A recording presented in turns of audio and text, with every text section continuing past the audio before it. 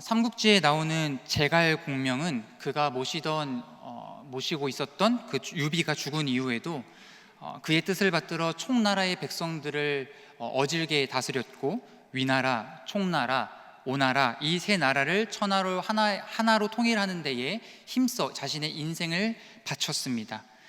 말년에는 이 위나라를 정벌하기 위해서 군대를 일으켜 전쟁에 나가려고 했을 때 그가 모시고 있는 유선에게 출사표를 써서 올린 일은 우리에게 잘 알려진 역사입니다. 그 출사표의 내용을 잠시 소개하겠습니다. 소신은 일개 백성으로 남양에서 농사를 짓고 살면서 난세에 구차하게 목숨을 부지하려 했을 뿐 제후를 섬겨 출세할 생각은 없었습니다.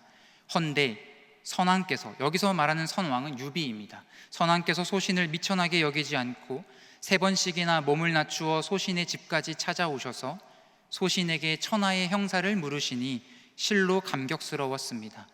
그래서 선왕께 충성을 바치기로 결심했지요. 선왕께서 소신의 신중함을 아시고 임종시 나라의 큰 일을 제게 맡기셨습니다. 소신은 그 명을 받은 뒤로 밤낮으로 근심했습니다. 부탁하신 일을 이루지 못해 선왕의 영명에 누가 될까 봐서입니다.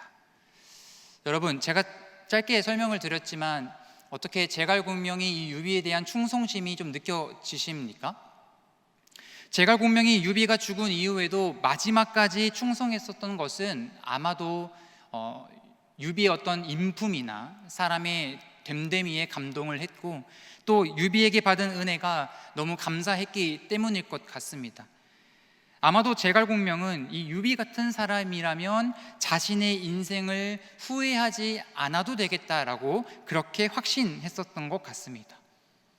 여러분, 제갈공명이 유비에게 내 인생을 걸어도 후회하지 않을 사람이라고 확신했던 것처럼 우리에게도 내 인생을 걸어도 될 만한 분이 계시거든요. 그분이 누구십니까? 나의 구원자 되시고 우리 인생의 주인이 되시는 예수 그리스도입니다. 그런데 여러분에게는 여러분의 그 인생을 예수님께 한 번 걸어도 후회하지 않을 확신이 있으십니까? 예수 그리스도의 제자로 자라가는 우리가 한 번쯤 생각해 볼 질문입니다. 예수님에 대한 확신은 그분이 어떠한 분이신지를 아는 지식에서부터 비롯됩니다. 예수님을 알아야 그분에 대해서 확신을 하겠죠? 그래서 우리는 예수님을 힘써 배워야 됩니다. 예수님은 제자들을 함께 3년 동안 이 예수님을 따라다니면서 다른 어떤 것을 배운 것이 아니었습니다. 예수님과 함께 살면서 그분의 가르침을 들었고 그분이 행하신 일들을 그렇게 바라보면서 예수님이 어떤 분이신지를 그렇게 배웠습니다. 그리고 오늘 우리가 살펴본 마태복음의 말씀은 예수님이 제자들에게 하시는 중간고사 같은 거였습니다. 왜냐하면 예수님이 제자들에게 이렇게 물어보셨거든요. 너희는 나를 누구라 하느냐? 사람들은 예수님의 이 탁월한 가르침과 그분이 행하시는 기적을 보면서 때로는 세례 요한일 것이다, 아니다, 예레미야나 어쩌면 이사야 중에 선지자 중에 한 명일 것이다, 그렇게 생각을 했습니다. 대단한 분이긴 하지만 그저 위대한 선지자 중 한 명으로만 본 것이죠. 그렇다면 예수님을 3년 동안 평생 따라다녔던 제자들은 이 예수님에 대해서 뭐라고 이야기하는지 예수님은 그것을 듣고 싶어 하셨습니다. 그런데 예수님께서 이 질문을 던지시기 바로 직전에 어떤 사건이 하나 있었는데 우리가 먼저 그 사건을 살펴봐야 됩니다. 본문 5절을 보면요, 어느 날 예수님과 제자들이 배를 타고 건너편으로 이동하고 있었습니다. 5절의 말씀을 같이 한번 읽어볼까요? 시작. 잊었더니. 자, 건너편으로 가고 있는데 그들이 무엇을 잊었습니까? 떡 가져오는 것을 깜빡 잊었습니다. 그 당시에는 편의점이나 식당이 있었던 것이 아니었기 때문에 어딘가로 이동하기 위해서는 먹을 것을 분명하게 챙겼어야 했습니다. 그런데 때마침 바로 그 자리를 옮기기 직전에 예수님께서 떡 7개와 물고기 2마리를 가지고 기적을 행하셨거든요. 4,000명을 먹이셨거든요. 그리고 7광줄이나 남을 정도로 굉장히 많은 것들을 남겼습니다. 풍성하게 남겼습니다. 그런데 문제는요, 제자들 중에서 그 어느 누구도 남은 떡을 챙길 생각을 하지 못했던 거예요. 배 안에서 뒤늦게 이 사실을 깨닫고 제자들이 안절부절 못하고 있을 때 예수님께서 이렇게 말씀하셨습니다. 6절도 읽어봅니다. 시작. 예수께서 이르시되 누룩을 주의하라 하시니. 여러분, 누룩이 무엇입니까? 작은 것, 반죽의 소량만 넣어도 굉장히 크게 부풀게 할 수 있는 발효제 같은 거거든요. 작은 양으로도 전체에 큰 영향을 미칠 수 있기 때문에 예수님이 지금 바리새인과 사두개인의 누룩을 주의하라고 하신 것은 그들의 잘못된 그 가르침을 통해서 예수님이 하나님의 아들이 아니라는 그런 믿음을 갖게 하는 것을 막고자 하셨고, 결국에는 그 영혼을 멸망으로 끌어갈 것을 주의하라고 말씀하신 거였습니다. 그런데 제자들은요, 예수님이 말씀하시는 이 영적인 말씀을 제대로 이해하지 못했습니다. 그들은 예수님이 누룩을 언급하시자마자 가슴이 철렁 내려앉았을 거예요. 아, 우리가 이전에 예수님이 남기셨던 그 떡을 가져오지 못한 걸 눈치 주시는구나. 이제 곧 식사 시간이 다가오는데 요즘 어떡하지? 라고 생각을 했던 거예요. 그렇게 수군거리고 있는 그들을 통해서 예수님께서 또 한 번 더 얘기하셨습니다. 8절의 말씀 읽어봅니다. 시작. 예수께서 하시고 이르시되 논의하느냐. 복음서 말씀에서 예수님이 제자들을 꾸짖으실 때는요, 대부분 한 가지 경우였습니다. 바로 믿음에 관련되었을 때예요. 거센 풍랑에 배가 뒤집힐 것 같아서 두려워 떨고 있었던 제자들에게 믿음이 작은 자들아 어찌하여 두려워하느냐라고 말씀하셨고, 바다 위를 걷다가 바람을 보고 두려워서 점점점 물에 빠져가고 있는 베드로에게 왜 의심하냐고 말씀하신 적이 있었습니다. 오늘 말씀에도요, 떡 때문에 걱정하고 있는 제자들의 모습을 보면서 예수님이 그들 안에 있는 믿음에 대해서 책망하셨습니다. 여러분, 사실 우리도요, 예수님을 내 삶의 구원자요, 내 인생의 주인이라고 우리는 고백하지만 우리 마음 한켠에는 두려움과 염려가 있지 않습니까? 내가 예수님 너무 잘 믿고 내가 교회 공동체를 너무 열심히 섬기면 왠지 나는 좀 취업에서 뒤처질 것 같고, 내 연애는 조금 미뤄지는 것 같고, 교회 섬기는 게 오히려 손해보는 것 같은 그런 생각들 들지 않으십니까? 근데 이런 걱정과 두려움, 여러분, 시간이 부족해서 생기는 두려움이 아니죠. 여러분의 삶과 이 교회에서의 어떤 생활과 신앙생활이 밸런스를 못 맞추고 있기 때문에 생기는 두려움도 아닙니다. 우리를 부르신 예수 그리스도에 대한 확신이 없기 때문에 생기는 두려움이죠. 과연 예수님이 내 인생을 책임져 주실 만한 분인지, 그분이 과연 신실하신 하나님이신지 깨닫지 못했고, 나를 위해 행하신 그 놀라운 은혜를 자꾸만 잊어버리기 때문에 우리는 두려움이 우리 마음 가운데 여전히 남아있는 것입니다. 주님이 어떤 분이신지 알지 못하니 내 인생의 출사표를 던질 확신이 없는 것이죠. 하지만 여러분, 우리 본문을 보면요, 예수님께서는 그런 우리의 모습에 마음은 아파하시겠지만 절대 우리에게 실망하여서 돌아가시지는 않으십니다. 왜냐하면 주님이 십자가에서 이미 우리의 죄의 문제를 해결하셨기 때문이에요. 또한 우리의 실패에 주님은 함께 공감하시지만 낙심하지는 않으십니다. 왜요? 우리를 다시 일으켜 세우실 수 있는 전능하신 분이기 때문에 그렇습니다. 주님이 가장 안타까워하시는 순간은요, 우리가 그분을 확신하지 못했을 때예요. 즉 우리의 믿음 없음을 보실 때 가장 마음 아파하시는 겁니다. 믿음이 있어야 죄 용서의 은혜를 누릴 수 있고, 믿음이 있어야 주님의 도우심을 경험할 수 있는데, 주님이 어떠하신 분인지를 우리가 알지 못하니 내 옆에 주님이 여전히 동행하고 계심에도 우리는 내 눈앞에 있는 떡에 대해서만 걱정하고 근심하고 있는 그 우리의 연약함을 주님이 안타까워 하시는 것입니다. 여러분, 주님이 원하시는 것은 무엇일까요? 우리의 어떤 위대한 업적이나 화려한 이력이 아닙니다. 주님이 정말 기뻐하시는 것은 단 하나입니다. 예수님이 나의 삶을 책임지시는 분임을 우리가 알고 그분께 온전히 신뢰하는 믿음이요. 예수님은 아직 이 사실을 깨닫지 못하고 있는 제자들에게 이렇게 말씀하셨습니다. 9절과 10절의 말씀 같이 읽어봅니다. 시작. 너희가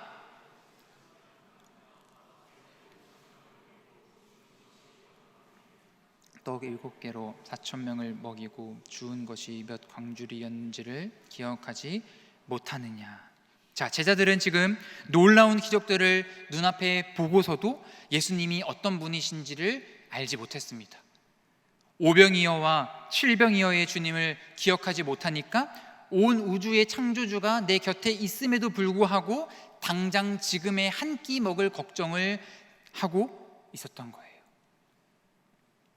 여러분, 이 모습이 한 주간 살아온 우리의 모습과 너무나 많이 닮아 있습니다. 여러분, 한 주 동안 하나님과 친밀한 교제를 누리셨습니까? 아멘이 없어요. 그럼 여러분, 한 주 동안에 대체 어떤 걱정거리와 어떤 관심사를 가지고 한 주를 살아오셨습니까? 재정입니까? 내 다음 날 출근해야 될 그 걱정입니까? 연애입니까? 결혼입니까? 이번 학생들 중간고사죠? 기말고사죠? 학업입니까? 우리는 다 이렇게 떡에 관한 부분에 있어서 굉장히 많은 걱정과 염려를 하고 있습니다. 이런 일을 겪은 뒤에 예수님은요, 제자들에게 묻습니다. 너희는 나를 누구라 하느냐? 여러분, 이 질문이요, 오늘 저와 여러분에게 하는 질문인 거예요. 여러분이 믿고 따르는 예수님은 어떤 분이십니까? 오늘 두 가지로 함께 살펴보려고 합니다. 첫째로, 우리가 믿는 예수님은 우리를 끝까지 책임지는 분이십니다. 오늘 본문 바로 앞에 마태복음 15장에서는 칠병이어의 사건이 있었습니다. 많은 사람들이 예수님의 가르침을 받기 위해서 몰려들었습니다. 그곳에는 말씀 선포가 있었고 치유가 있었습니다. 3일 동안 계속되었다고 그랬어요. 마치 수련회 현장이었던 거죠. 여러분, 수련회가 은혜로우려면은 뭐가 가장 중요한지 아십니까? 여러분에게 어떤 기준이 있습니까? 수련회는 이게 꼭 중요하다. 제가 생각했을 때 수련회에서 가장 중요한 것은 말씀이고 두 번째는 밥입니다. 강사 목사님의 메시지가 일단 좋아야 되고요. 그 다음에 밥이 맛있으면요, 그 날의 2박 3일의 수련회는 끝이에요. 다 은혜 받는 거예요. 뭐 숙소가 깨끗하고 뭐 프로그램이 재미있고 그거는 나중입니다. 말씀에 은혜 받고 밥이 맛있으면 모두가 일단 은혜 받고 시작하는 거예요. 여러분, 이번 여름 수련회 기대하시기 바랍니다. 근데 오늘 본문에서의 이 수련회 현장을 보세요. 강사가 누구죠? 예수님이에요. 그럼 일단 말씀은 끝이 났습니다. 근데 문제는 식사예요. 지금 식사를 개인이 알아서 해결해야 하는 상황인 것입니다. 예수님과 제자들이 산에 올라가서 2박 3일간의 수련회를 하는데 4,000명이 넘는 사람들이 찾아왔어요. 그들에게 지금 줘야 될 음식도 없고 준비한 것도 없습니다. 그 상황 속에서 예수님이 제자들을 불러서 이렇게 말씀하시는 거예요. 마태복음 15장 32절의 말씀 읽어봅니다. 시작. 예수께서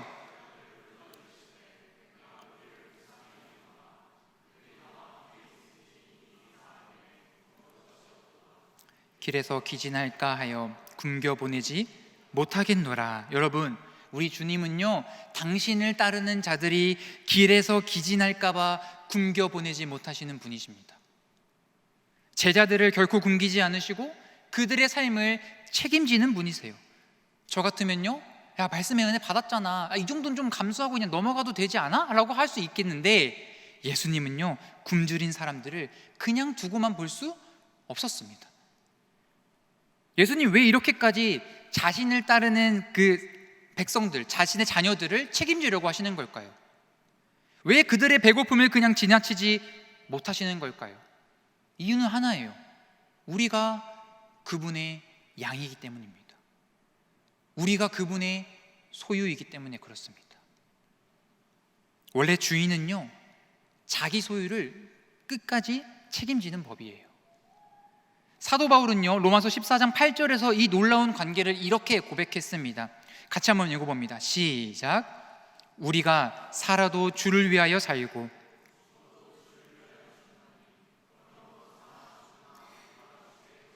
아멘. 우리는 이 말씀을 볼 때요, 사나 죽으나 주를 위해 살아야 된다, 이 의무에만 우리가 방점을 찍고 생각하는 경우가 너무나 많습니다. 그래서 내가 지금 당장 내가 가지고 있는 그 모든 것들을 다 포기해버리고 선교지로 막 들어가야 되는 그런 부담감을 가지고 있는 거죠. 근데 여러분, 이 말씀의 핵심은요, 뒷문장에 있습니다. 뭐라고 되어 있어요? 우리가 주의 것이로다. 우리가 예수님을 향해 내가 사나 죽으나 우리는 주님의 것입니다 라고 고백하면요, 반대로 예수님은 뭐라고 말씀하시냐면요, 그래, 내가 너의 주인이다, 넌 내 소유다, 내가 너를 끝까지 책임지고 먹이신다라고 말씀해 주시는 거예요. 여러분, 우리와 예수님의 관계가 바로 이런 관계 속에 있는 거예요. 우리가 그런 존재들입니다. 내 인생의 주권이 주님께 있기 때문에 주님께서 그 인생을 먹이시고 입히시는 섭리와 책임이 시작되는 것입니다. 사랑하는 청년 여러분, 예수님은 우리를 구원하시기 위해 십자가에서 자기 목숨까지 내어주신 분입니다. 죽기까지 우리를 사랑하셔서 그렇게 하신 분이라면 우리의 그 먹고 사는 문제, 여러분 그냥 내버려 두실까요? 책임지지 않으시겠습니까? 끝까지 책임지시는 그 주님, 우리 믿음으로 바라볼 수 있는 저와 여러분들에게 축복합니다. 두 번째로, 우리가 믿고 따르는 예수님은 우리의 생각보다 훨씬 더 크신 분이라는 거예요. 오늘 베드로가 그 예수님의 질문에 이렇게 고백을 했습니다. 16절의 말씀 같이 읽어봅니다. 시작. 시몬 베드로가 대답하여 이르되 아들이시니이다. 아멘. 여기서 그리스도라는 것은 우리를 구원한 메시아라는 뜻입니다. 하나님이 우리를 구원하시기 위해서 보내주실 그 하나님의 아들이 있음을 믿는 의미를 담고 있는 거예요.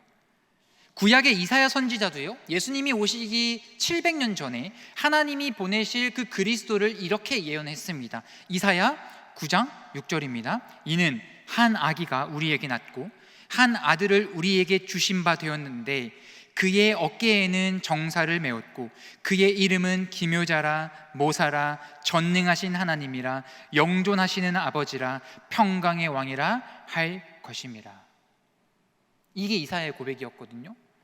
그런데 오늘 말씀에서 베드로의 신앙 고백을 보면 이사야가 예언하지 않은 또 다른 내용이 하나 더 추가되어 있습니다. 그것이 무엇이냐면 살아계신 이라는 표현이에요. 주는 그리스도시요 하나님의 아들이십니다라고 하지 않고요, 주는 그리스도시요 살아계신 하나님의 아들이라고 고백했습니다. 왜 베드로는 그냥 하나님의 아들이라 하지 않고 살아계신 하나님의 아들이라고 그렇게 고백했을까요? 성경에서 살아계신 하나님이라는 표현은요, 보통 두 가지 경우에 쓰였습니다. 하나는 죽은 우상과 대조될 때 사용되었어요. 그러니까 우상은 죽은 것이기 때문에 우리가 아무리 그 죽어있는 우상에게 절하고 기도한다 하더라도 우리는 대답을 듣지 못하지만, 살아계신 하나님은 우리의 기도를 들으실 뿐만 아니라 말씀하시는 분이라고 할 때 바로 이 살아계신이라는 표현을 썼습니다. 또 다른 하나는 하나님의 크신 능력을 경험했을 때 살아계시다라는 말을 사용했어요. 우리도 평소에 자주 사용하는 말이지 않습니까? 결코 나에게 일어나지 않을 것 같은 그런 기적 같은 일을 경험했을 때 뭐라고 표현해요? 하나님 진짜 살아계신 것 같아, 이런 표현 하잖아요. 여러분, 우리 살아계신 하나님은요, 성경 속에서만 갇혀 계신 분이 아닙니다. 제가 최근에 살아계신 이 하나님을 가장 깊게 경험했던 때가 언제였냐면 선교팀 모집을 할 때였습니다. 광고에도 나왔지만 우리 공동체가 올해 여름 단기 선교를 네팔로 선정하고 그렇게 이제 지금 준비를 하고 있습니다. 처음에 네팔을 이제 지역을 정하고 모집 공고를 한 1, 2월에 빠르게 이렇게 신청을 했는데 가장 걱정됐던 게 무엇이냐면 회비였어요. 회비. 생각보다 회비가 다른 지역에 갔을 때보다 훨씬 높았거든요. 비용도 많이 들고 비행기 값도 높았기 때문에 어쩔 수 없이 회비도 높을 수밖에 없었습니다. 그래서 얼마나 많은 청년들이 낙심할까, 이 회비 보고 좀 두려워하고 염려하는 사람들이 많겠다, 이번에 왠지 선교 못 갈 수도 있겠다, 저 안에는요 이런 믿음 없는 모습들이 있어가지고 저 혼자 끙끙 앓고 있었거든요. 근데 신청 마감이 거의 다 다가왔을 때 3명인가? 4명 신청이 들어왔었어요. 확정하겠다고 한 사람들이. 그럼 고민 많이 했었죠. 근데 겨울 사경회가 끝나고 마지막 마감일 때 17명이 채워졌습니다. 할렐루야 아닙니까? 저만 그래요. 저는 그때요, 제가 제가 가지고 있었던 그 믿음 없음을 진짜 하나님 앞에 엄청 회개했어요. 그러면서 또다시 기대가 됐던 것은 하나님께서 이렇게 역사하시는데 우리가 그 네팔 지역에 우리가 스스로 통제할 수 없는 그 선교지에서 어떤 일들을 또 역사하실까, 그게 엄청 기대가 되더라고요. 베드로도요, 지금 예수님과 함께 다니면서 그 살아계신 하나님을 매 순간 경험했습니다. 말씀으로 거센 풍랑을 잠잠케 하시는 일들도 봤고요, 빈들에서 떡 5개와 물고기 2마리로 수많은 사람들 먹이시고 또 많은 것들을 남기시는 것도 봤습니다. 그거 보면서 무슨 생각했을까요? 과거에 그 이스라엘 백성들을 먹이시고 광야의 만나를 내려주셔서 먹이시고 홍해 가르셨던 그 하나님이 지금도 살아서 역사하시는 하나님이구나. 그리고 나는 지금 예수님을 통해서 그 살아계신 하나님을 대면하고 있구나. 그거 깨닫지 않았겠습니까? 그래서 예수님은 진짜 살아계신 하나님의 아들이라는 것을 고백할 수 있었던 거예요. 그런데 17절을 보세요.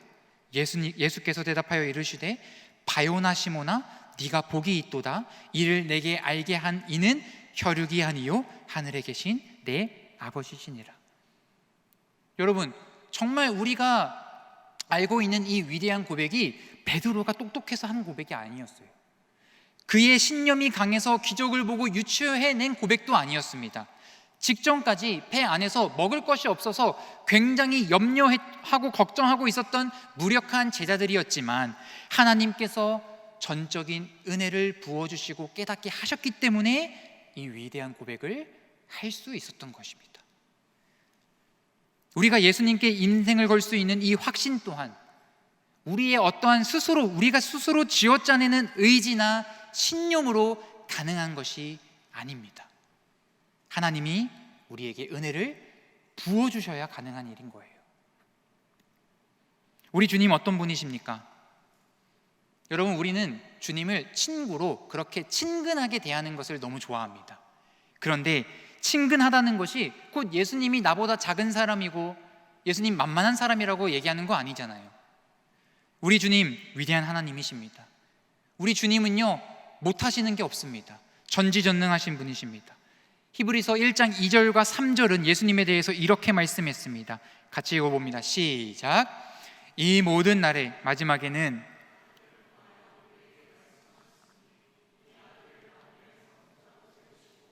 또 그로 말미암아 모든 세계를 지으셨느니라.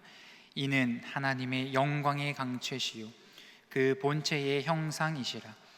그의 능력의 말씀으로 만물을 붙드시며 죄를 정결하게 하는 일을 하시고 높은 곳에 계신 지극히 크신 이의 우편에 앉으셨느니라. 아멘. 여러분, 우리 주님 어떤 분이십니까? 그냥 만물을 창조하시고 방관하시는 분이 아닙니다. 지금도 말씀으로 만물을 다스리시고 하나님의 영광의 광채시고 하나님 보좌 우편에 앉아 계신 가장 크신 분입니다. 이 주님께서 저와 여러분을 책임지시고 우리를 살리기 위해서 십자가에 자기 자신을 내어주셨고 지금도 저와 여러분의 삶에 동행하고 계심을 믿으시길 축복합니다. 말씀 정리합니다. 사랑하는 청년 여러분, 우리가 믿는 예수님이 정말 우리의 삶을 책임지시고 지금도 살아 역사하시는 분이시라면 그분을 따르는 제자의 삶을 손해보는 어떤 자선행사나 인생의 희생처럼 여겨서는 안 됩니다. 예수님 따르는 것은요, 우리 인생에서 가장 영광스러운 일입니다. 우리가 지금은 내가 지금 너무 바빠서요, 내가 조금 여유가 있고 풍족해지면 그때 섬길게요 라는 그런 끊임없이 우리 머릿속에서 하는 계산들을 가지고 있다면, 그것은 아직 주님이 얼마나 크신 분인지를 우리가 알지 못해서 배 안에서 떡을 가지고서만 걱정하고 있는 그런 제자들의 모습과 별반 다르지 않습니다. 여러분, 예수님을 따르는 일은 영광스러운 일입니다. 우리 모두는 예수님께 내 인생을 걸어도 결코 후회하지 않을 것입니다. 왜냐하면 신실하신 주님이 당신께 모든 것을 걸고 출사표를 던진 그 우리를 절대 포기하지 않으시고 후회하거나 원망스럽게 만들지 않으시고 결코 우리를 내버려 두지 않으실 것이기 때문입니다. 제갈공명은 유한한 인간인 군주에게 인생을 걸었지만 우리가 믿고 있는 그 예수 그리스도는 영원하신 만왕의 왕이심을 여러분 기억하시길 바랍니다. 그 예수님에 대한 확신을 가지고 그 주님을 우리가 가지고 있는 어떤 염려와 걱정보다 더 크게 바라보며 주님 앞에 내 인생의 출사표를 당당히 던질 때 우리 삶 가운데에 주님이 주시는 또 은혜와 평강이 가득 넘치게 될 줄 믿습니다. 이 은혜를 누릴 수 있는 저와 여러분이 되길 주님의 이름으로 축복합니다. 아멘.